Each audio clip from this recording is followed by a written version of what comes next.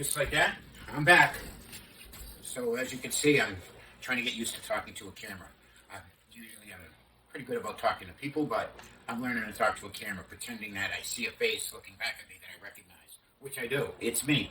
So one of the things that I try to instill in salespeople of all levels, whether you've been around for a while, you're just starting out, you're unsure, when you come to work, I always emphasize, follow up on your leads that have come in overnight, or who you need to follow up with as your first daily task.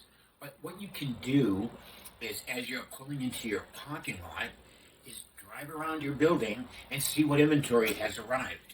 Take a ride down by the trade-in lot. Are there new vehicles there? Make a mental note. So after you get done calling people, then you can take and do your inventory walk.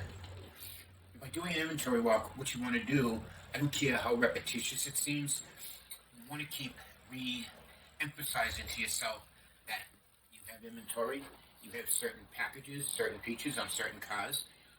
One of the things that I like to do myself was, even with new vehicles or used vehicles, I'd always like to grab the keys, right? Open the doors, sit down, pretend I was a customer.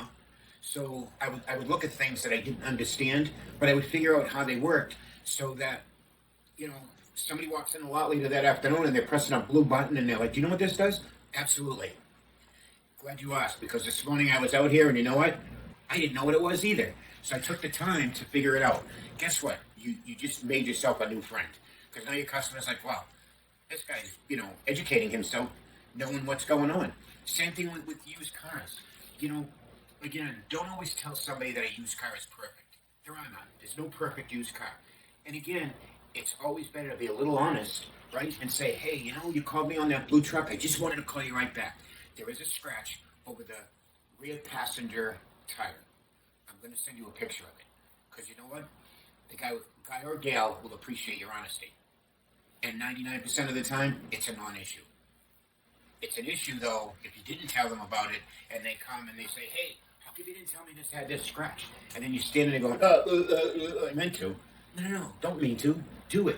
We're in a business where we always want to be forthcoming, because the customer always expects us to not be truthful. That's what they've been brought up to believe. Car salesmen and attorneys, politicians, we're not honest people, but we are. We tell people things that they don't want to hear. But again, you never want to have to double back because you misled them.